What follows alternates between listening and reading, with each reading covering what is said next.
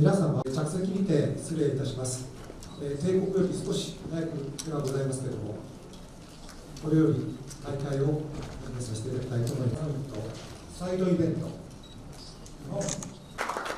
本日はお忙しい中、13の持続可能な経済発展を支援することを目的として活動しております。